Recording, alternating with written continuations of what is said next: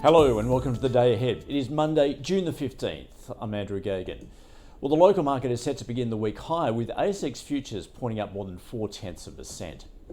This after President Trump said he had confirmed that the United States and Iran have reached a peace deal. An official signing ceremony is set for Friday in Switzerland, saying the deal with the Islamic Republic of Iran is now complete, adding that the Strait of Hormuz would be open toll-free and that the US naval blockade would also end, saying, "Ships of the world, start your engines, let the oil flow," he wrote. Well, the precise terms of the deal were not immediately known. Draft terms reportedly indicate the United States would begin releasing frozen Iranian assets and waive sanctions on its oil exports in return for Iran opening the Strait of Hormuz. Iran's nuclear program would then be addressed during a 60-day period of talks. Iranian officials have said that Iran had agreed to maintain the nuclear status quo, including no uranium enrichment or expanding nuclear facilities, until a final deal is reached. Well, meanwhile, US consumer sentiment bounced off record lows in early June as easing gasoline prices offered households some relief, although concerns about inflation stoked by the Middle East conflict lingered. US Treasury yields rose from one-week lows on Friday as traders focused on the prospect of a peace deal and looked ahead to this week's Federal Reserve policy meeting, which will be led by Kevin Warsh. The US 2-year yield rising to 4.08%, the 10-year at 4.48%. Australian 3-year government bond yield futures eased to 4.39%, the 10-year at 4.83%. US dollar index was down slightly. The Aussie is currently at 70.8 US cents. Well, the global equity markets are expected to rise after the United States and Iran reached a deal to end the war.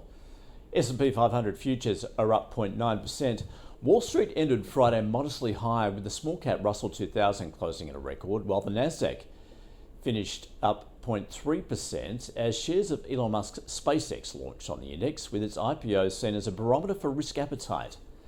SpaceX shares jumping some 19%, sending the company's value past $2 trillion to make it the sixth biggest US company by value, and turning Elon Musk into the world's first trillionaire.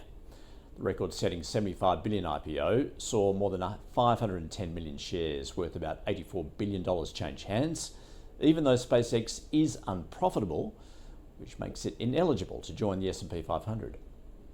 Shares of other space stocks, which rocketed in the lead-up to the debut, fell back to earth, with Virgin Galactic slumping more than 30%, along with Rocket Labs, while Intuitive Machines and Planet Labs also fell heavily. Shares of Tesla, another of Elon Musk's companies that trades at a premium to its earnings, ended close to 2% higher. Elsewhere, Adobe slid after the exit of its CFO, and US-listed shares of Woodside Energy surged on reports that it's one of several takeover targets ExxonMobil has been evaluating, Woodside declining to comment on the report from Bloomberg. Well, Brent crude fell to its lowest level since early March on the prospects of an imminent peace agreement between the US and Iran and the reopening of the Strait of Hormuz. Brent crude futures down around 3% to $87 a barrel. Gold fell for a second straight week on expectations of high interest rates. Spot gold was down around 2.5% for the week, but has since recovered, currently around $4,220 an ounce. Copper futures rose close to 3%. Iron ore little changed at 103 US a tonne. And Bitcoin, it has risen above 65,000 US dollars.